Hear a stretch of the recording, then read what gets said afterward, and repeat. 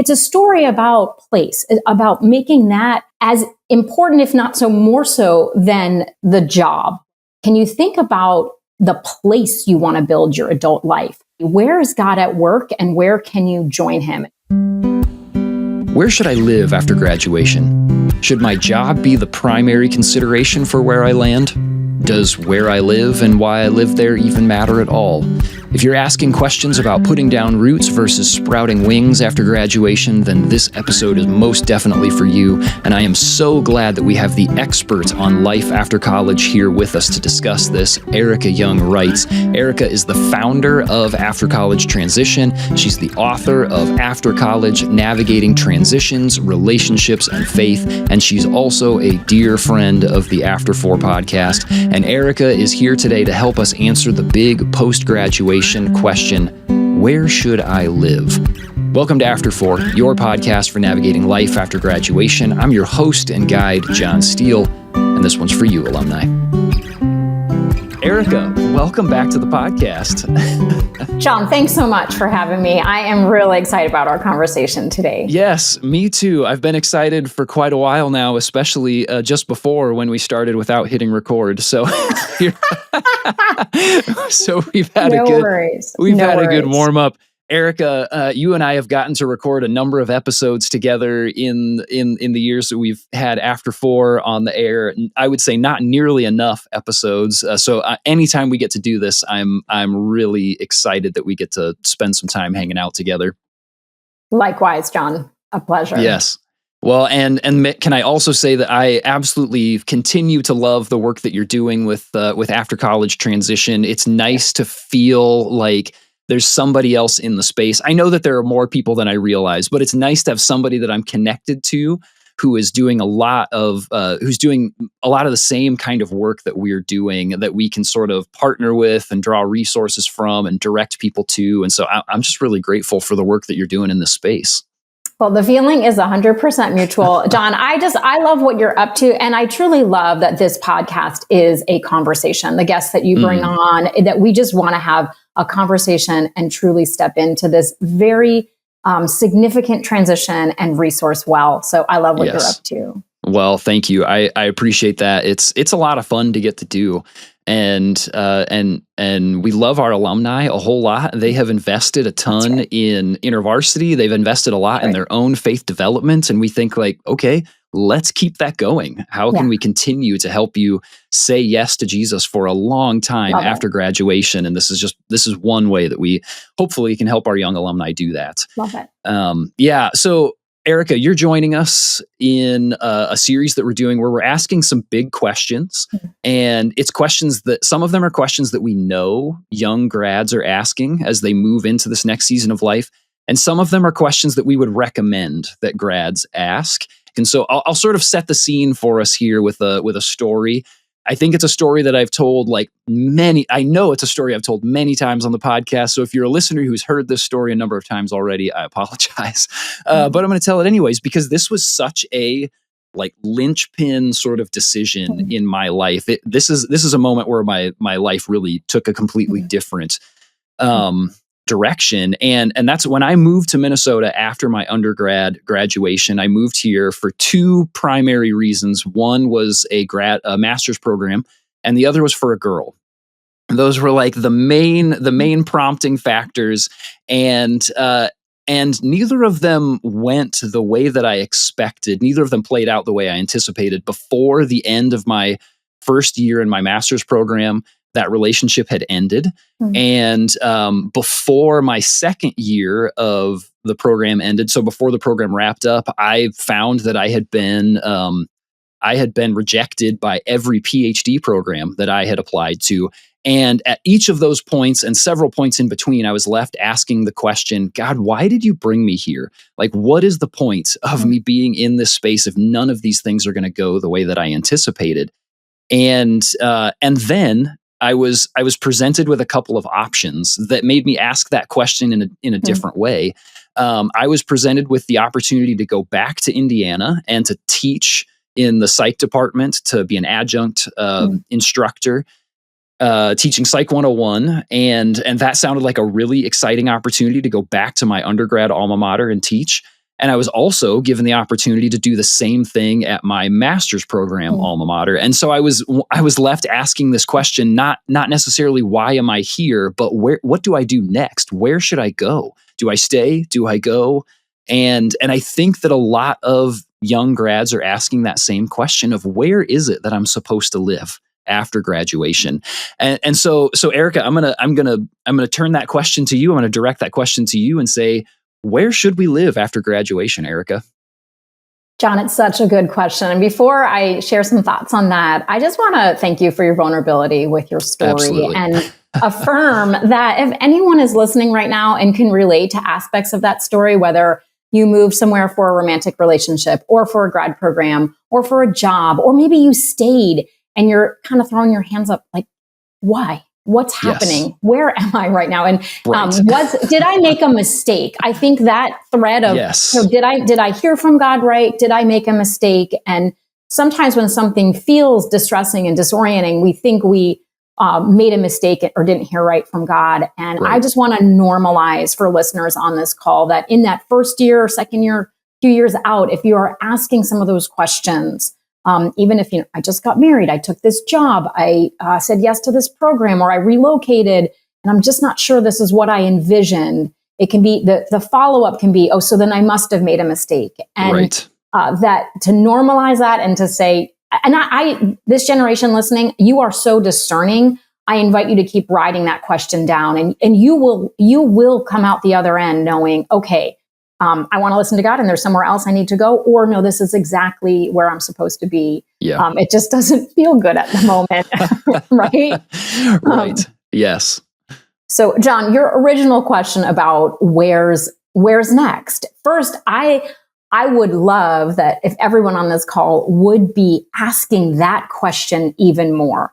It probably won't surprise you that I didn't come on the call with like, here are the top 5 cities for 20 somethings. That does not surprise me. Because I do think that's too prescriptive, too heavy handed. Yeah. And we can get into some of that, like what, let's do look at certain cities that are places where young people can thrive. And I think far too often we are kind of making that next step without a theology of place, without asking where's next. It's almost like the what's next takes, top billing in that. Right. To borrow from Meg J, she would say, adult life is built out of person, place, and thing. And so we should start with whichever one of those things we know something about. And, meaning like, are there people that we want to be connected to? Often in her literature, she talks about it like a romantic relationship. Okay. Is there a job that we know we want to pursue, or is there a place?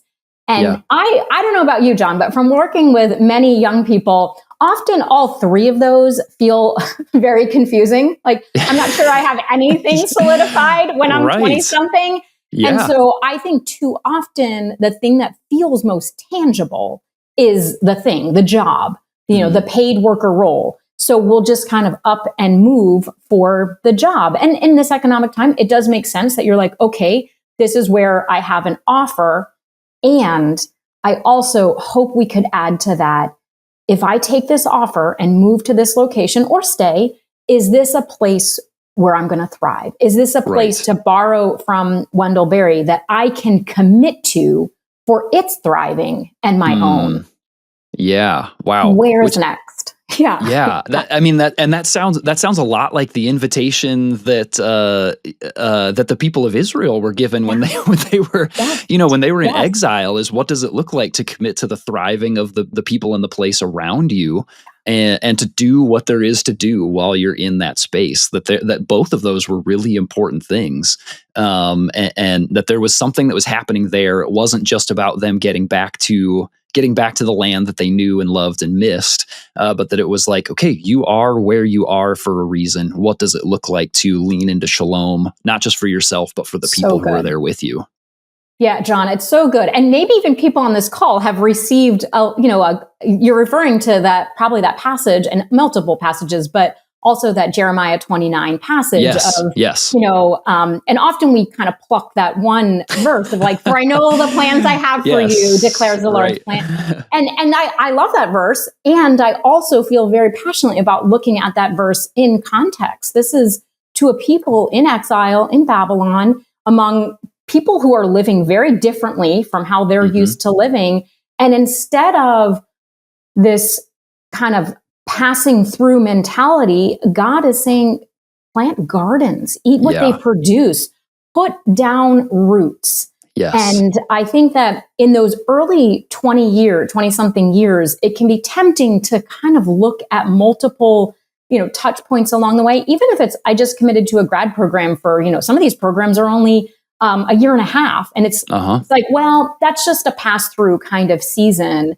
Right. Rather than a put down roots. And I think we need to keep shifting no matter how short the stint, even if it's I'm moving home for 3 months. What does it look like to even put down roots and invest in relationships in that very short window? And so less passing through and more I'm sinking in, even if this season is short. Because to your point, you probably thought I'd be at this program for a short time, and then I'm moving on to the next thing. And how long have you been in Minnesota? This fall will be 16 years now. Wow. from 2 to 16. So, and no signs of that ending anytime soon.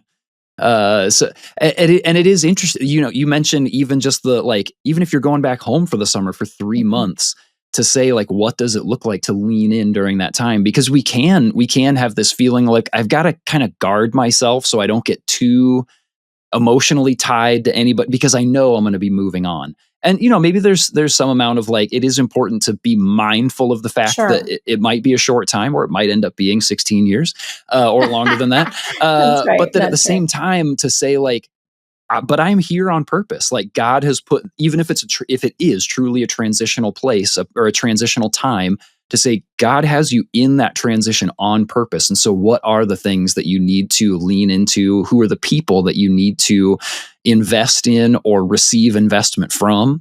And so what does it look like to be there on purpose? I love that, John. And I love that we're just encouraging that kind of where's next mentality. Because the original question was like, where should I go after graduation? And so I think about, this is a story that I've told a lot, but I love this story because it was one of our seniors, David, and I wrote about him in the After College book. He had multiple offers. Probably, I think there were 3 kind of top offers senior year. One was to move to a location in Texas. I can't remember the city. One was in Philadelphia, Pennsylvania, and one was in Armonk, New York. And, it's so tempting when you get those offers to just sort of look at the hiring package or even the bottom line, like what is the salary? Yeah. And I want to encourage people listening that as important as that is, there are other factors that play out. And so one thing that we encouraged David was, can you think about the place you want to build your adult life? To borrow from Blackaby, where is God at work and where can you join him? And so as David started to do some research, I grew up in the New York area, not that far from Armonk. And I said, just based on my experience, it's sort of tough spiritual soil there. I think you should talk to this gentleman on campus named Dan Min, who was leading a campus ministry at the time.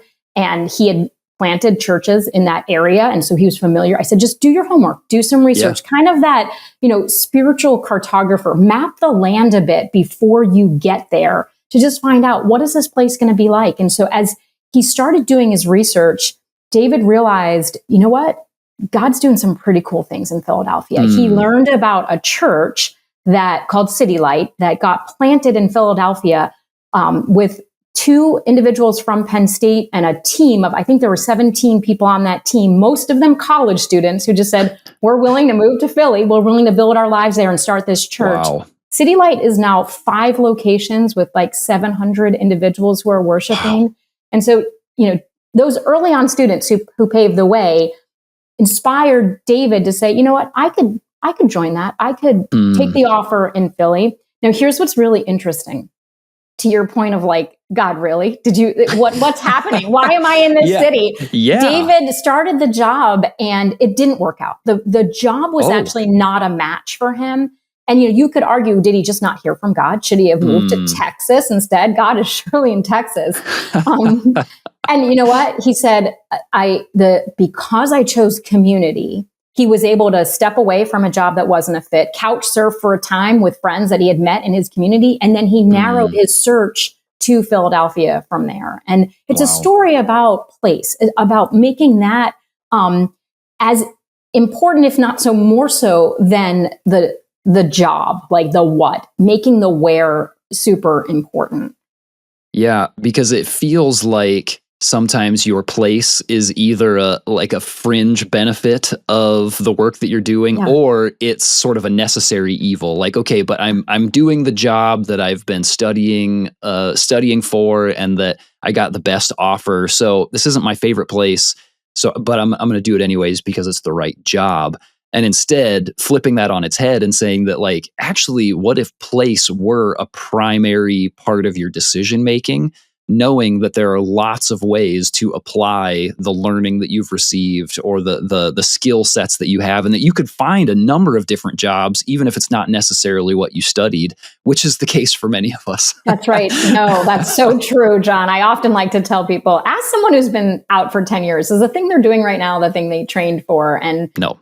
Research shows only 27% of educated Americans are doing the thing that they trained for. And so it's not to say there's going to be individuals who specialize and go that route. And I even think about those young alums who started City Light, particularly a young man named Justin who came through our senior exit program, who said, you know what, I'm an engineer. I can get a job anywhere. And so I'm going to just go to Philly and be a part of this because I am employable in different cities. Yeah. So I commend individuals for that. And that is, like, even just hearing that statistic it makes me say even more, there should be more than just your job that you use to decide why you go somewhere. That so few people end up doing that anyways. So maybe land on something or use something that has the potential to be much more stable long term to make a decision like that. And so in that vein, Erica, I'm wondering, what are some of the factors that we should use, that we should be holding maybe above other things? Or maybe that's not the right way to say it, but what are the things that we should be giving weight to as we consider where it is that we go as we try to answer this question? Yeah, John, one thing that came to mind as I was thinking about this, we're in a unique cultural time in that, post-COVID, though this is changing, I would say, to the other direction more recently. Post-COVID, we had a lot of remote possibilities. In some ways, the where, was driving people out of Silicon Valley, driving people to locations that it was like, if I can do this work and from anywhere, then why don't I pick anywhere? And so I think there was a little bit of a paradigm shift for many individuals who had remote work to think about location differently. Now, just from my work in the business world, I know many HR individuals are being tasked with bring the workforce back into the office. And that's not the conversation we're having today. Although there is a connection to this because many young people want that flexibility, like give me a remote hybrid position, but then also realize what we want isn't always what we need from the standpoint of place and people and connection. I'm thinking about a young person who she took a job. It was a remote job. She was in her early 20s and then realized I am just lonely. Like I'm missing the mentorship. I'm missing the conversation after the conversation, the water cooler moments. Like I want to, and she ended up putting in her notice and saying, I need to move to a job where I can actually be with other humans in the workplace. And so that's something else for young people to discern. I think sometimes we look at that like, oh, am I going to be given that flexibility? And we may be overestimating how important that is and underestimating the importance of being rooted and being connected to a place. So I think some of the factors to consider are maybe one, just our own motivation. I think with some of the trend towards like, I want to work from it. I want to move to a city where I can just snowboard and, work is sort of a hobby and I can, the benefit, the beneficiary of that is us. Right. Yeah. Again, I'm not diminishing our own interests and, again, to quote the Wendell Berry, it's a place where we can commit to for its flourishing and our own.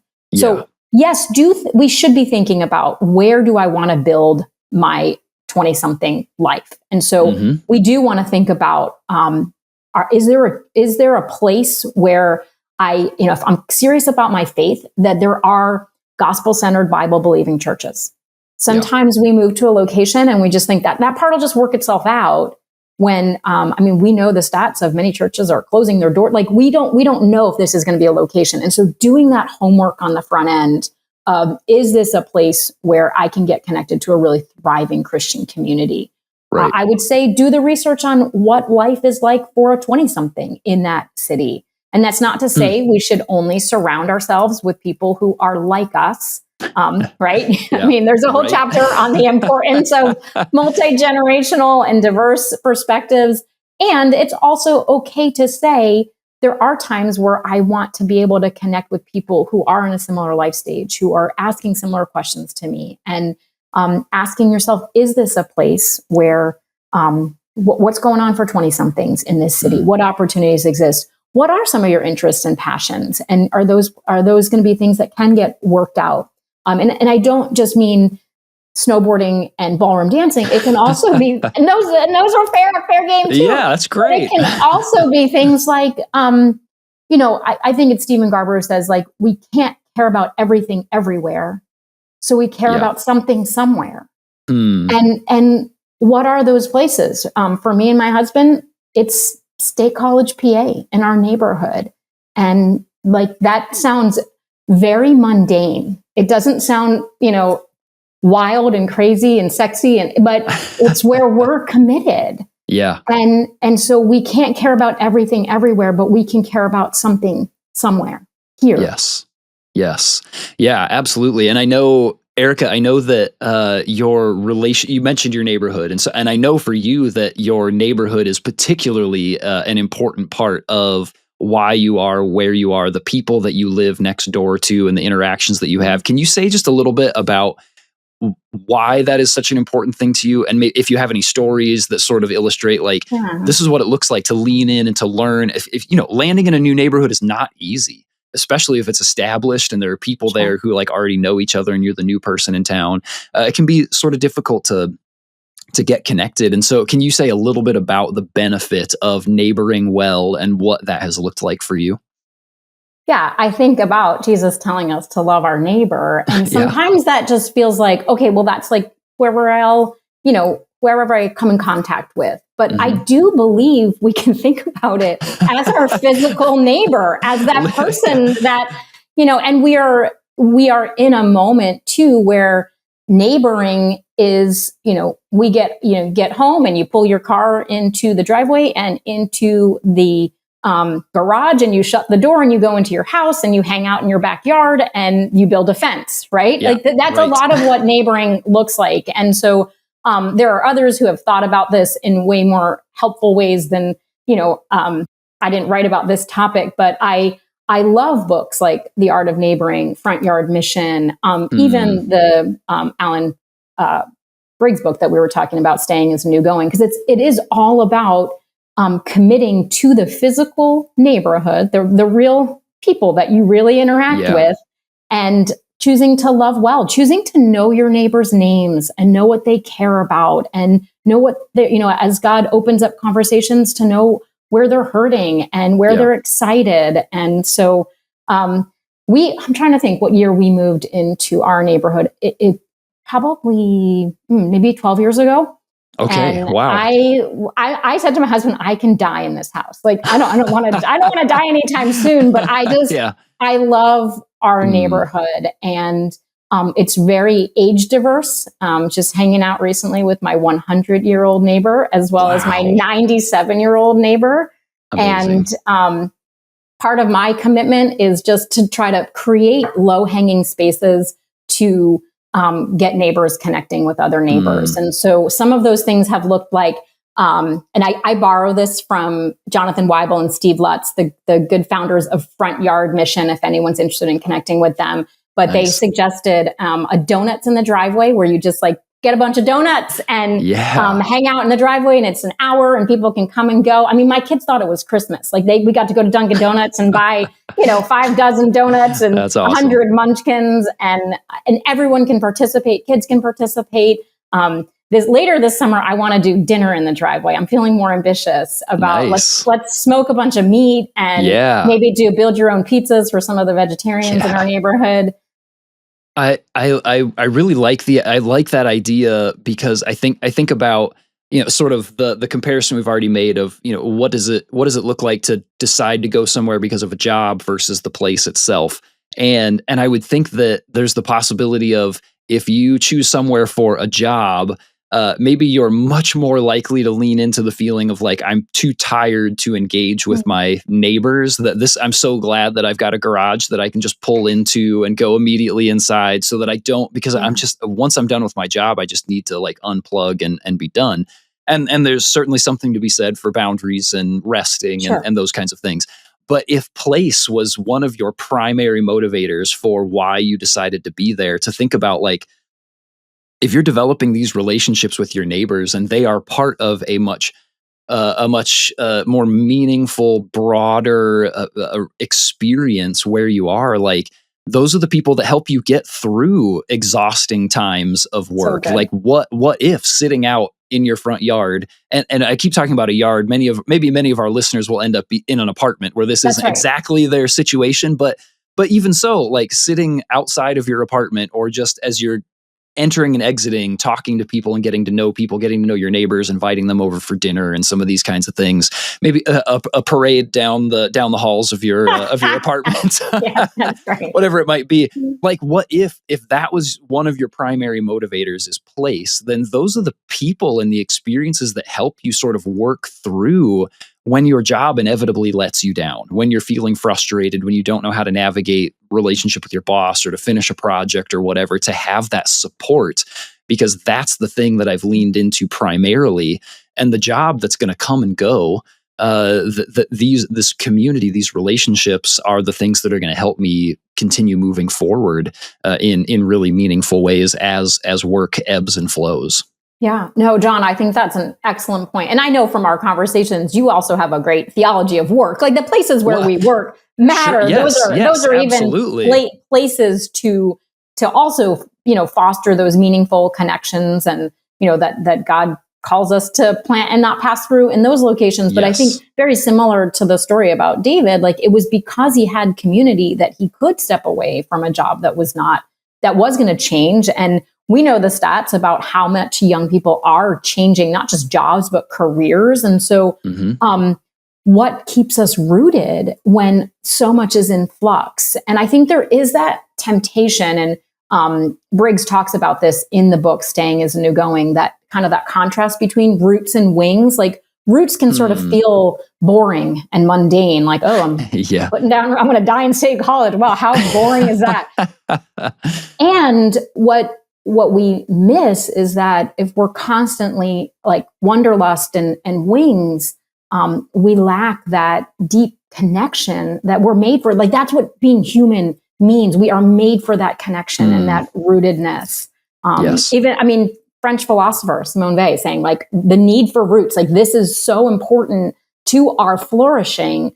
Like we think, the next trip, and don't get me wrong, I love to travel. I love my husband and I, we love to go on a trip, but like to come back to State College and be like, this is where we're rooted. This is community for us. Yeah. And I think, so this is, I can't remember if I've talked about this on the podcast yet or not. But I'm becoming more and more convinced that, it feels like in my experience, every 3 to 5 years, it feels like there's some sort of urge to like, do I need to reassess what's going on in my life? Is there something new that's down the road? I can't help but wonder if we've been conditioned into these feelings of it's time for something new. And it's like, well, remember that we've been passing through short stints of this era of school. And you've got sort of your elementary school years, and then into this short stint of your middle school years, and then this short stint in your high school years, and then this short stint in your college years. I can't help but think that we have been conditioned to think that something big and new and different needs to happen every 3 to 5 years. And that when we start to feel some of that wanderlust kind of stuff and some of that, like, am I kind of done here? That we need to check those intentions, like you said before, or check like what's happening around me. Am I actually feeling like there's something that's shifting or an invitation from God? Or am I just getting restless because I've been trained that it's time for something new, when now it's time to commit and it's time to put down roots? I've spent a lot of time with my wings, and now it's time to spend time with my roots instead. John, I think that's an excellent observation, this kind of conditioning towards short stints. I'll never forget when I first signed on to the CCO for campus ministry, the Coalition for Christian Outreach. I was out of college for 2 years, and then I signed a 3-year contract. And I remember friends at the time being like, a 3-year contract? Like, you're going to commit 3 years of your life? Goodness. And I said, we did just do 4 years at, Messiah, but for undergrad. But I think that mentality of, well, that's kind of a risk to make that kind of a commitment when, I even remember when we had ministry interns, we were asking for 2 years because that first year you're just sort of figuring it out. And then to be like, if I don't know that this is the fit, by the middle of that year, you kind of have to set up the next thing. It's like the housing crisis on campus. That's exactly what I was thinking. You have to like automatically figure out where you're living next. And it doesn't give us a chance to even try the thing out. And so I think an encouragement to those listening would be like, don't be afraid of those commitments. And especially in a generation that has been dubbed as like committed to not committing. Yes. And a lot of that comes from people not feeling like others aren't making commitments to them. And so I recognize that you're in a unique time. You're in a unique work world right now where it's like gone are the days of like, today is my husband's 24th year anniversary at his workplace. I mean, he's an anomaly, right? Someone to commit to a workplace for 24 years is not crazy. Like that is wild, right? Yeah. I mean, we look at someone sideways when it's like, you've been at the same place for 5. What's happening? And so, but what beautiful things can come when we do commit. And so, I think just, no one builds a house without counting the cost. And so there's costs to building and rooting ourselves, and there's costs to not. And I think weighing those things, like a no to this, what is the cost of that? The cost of continually putting on those wings and flying around. There's a cost. Yes. Yes, there is. Erica, I'm wondering, we've covered a number of different things here, but I'm wondering, do you have a final piece of advice or encouragement that you would give to young alumni who are making these decisions about, should I stay or should I go? Where should I live after graduation? Yeah, John, the final thing I've just been thinking about is sort of these twin tensions of sometimes we feel pressure to go because it's like the new and exciting adventure. And I just want to put on wings because that's like what you're supposed to do after college. And I can tell you stories of alums who chose to stay, even when they watched all their friends get grad program offerings all across the nation. It was like, wait, don't I get an adventure? But the most faithful thing they could do, I'm thinking particularly of a student, Elena, who chose to stay in state college and do the grad program here because all the pieces were falling together of like, this is where God was calling her.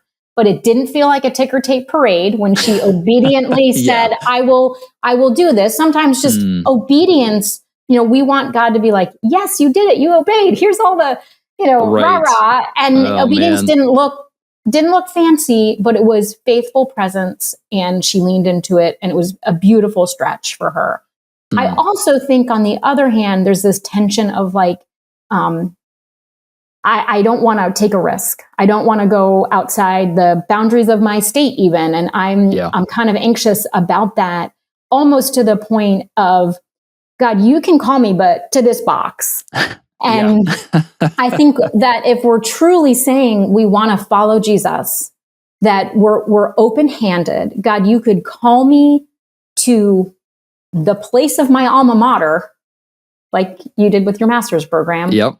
Or you could call me to Guatemala. I mean, like to really just say, I'm open-handed and I'm willing and, the scriptures say, if we are willing and obedient, we will eat from the best of the land. Yeah. And so, I mean, that is a verse about place. And so I just think our willingness to say, I'm going to obey wherever that may be.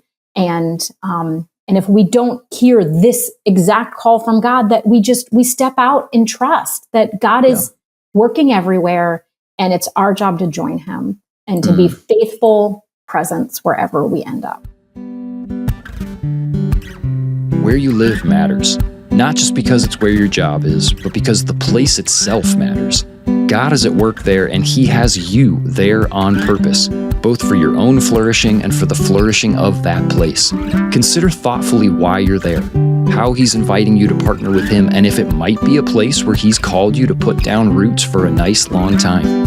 Erica, thanks so much for joining us for this conversation. I love getting to hang out with you. Alumni, check the show notes for some really helpful resources, including the Alan Briggs book Erica referenced a few times, Staying is the New Going, and for sure, Erica's book, After College. I can't recommend it enough. You can find it on the InterVarsity Press website, also linked in the show notes. Then be sure to come back next week when we answer the big question, should I cancel Netflix?